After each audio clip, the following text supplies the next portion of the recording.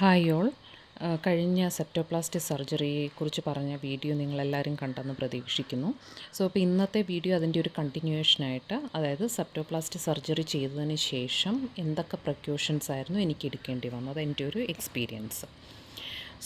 ആദ്യം തന്നെ എടുക്കേണ്ടി വന്നതെന്ന് പറഞ്ഞാൽ ഒരു മെയിൻ പ്രിക്കോഷൻ എന്ന് പറയുന്നത് നമ്മൾ വെയ്റ്റ് ലിഫ്റ്റിംഗ് പാടില്ല.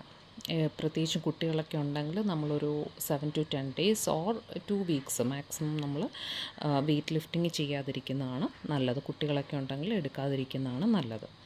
പിന്നെ രണ്ടാമത്തെ പ്രിക്കോഷൻ എന്ന് പറയുന്നത് കോൾഡ് ഡ്രിങ്ക്സ്, കോൾഡ് ഫുഡ്. ഇപ്പം നമ്മൾ ഫ്രിഡ്ജിൽ വെച്ചിരിക്കുന്ന തണുത്ത സാധനങ്ങളൊക്കെ, കൂൾ ഡ്രിങ്ക്സ് ആയാലും ആഹാര സാധനങ്ങളായാലും കഴിക്കാതിരിക്കാനും കുടിക്കാതിരിക്കാനും ഒക്കെ ശ്രമിക്കുക. അത് മെയിനായിട്ടും അങ്ങനെ പറയാൻ കാരണം, നമുക്ക് സർജറി കഴിഞ്ഞതല്ലേ ഉള്ളൂ. അപ്പം നമ്മൾ ഈ തണുത്ത സാധനങ്ങൾ ചെല്ലുമ്പോൾ ചിലർക്ക് തൊണ്ടവേദന, അല്ലെങ്കിൽ ചിലർക്ക് പനി. അപ്പം നമ്മൾ ഒബ്വിയസ്ലി എന്താണ്, തുമ്മുകയും ചുമയ്ക്കുകയൊക്കെ ചെയ്യും.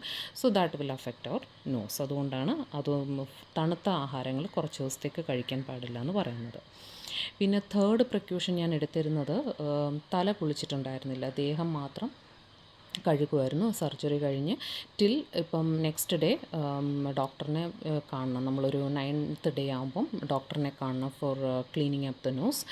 ടിൽ ദാറ്റ് ടൈം ഞാൻ തല നനയ്ക്കാതെ ആണ് ഇരുന്നത്. അത് മെയിൻലി തുമ്മലും ഒക്കെ ഉണ്ടാവാതിരിക്കാൻ വേണ്ടിയിട്ട് ഒരു പ്രിക്കോഷനായിട്ട് ഞാനത് എടുത്തിട്ടുണ്ടായിരുന്നു. ഡോക്ടർ പ്രത്യേകിച്ച് പറഞ്ഞിട്ടില്ല തല കുളിക്കരുതെന്ന്, പക്ഷേ ആസ് എ പ്രിക്കോഷൻ ഞാനത് എടുത്തിരുന്നു.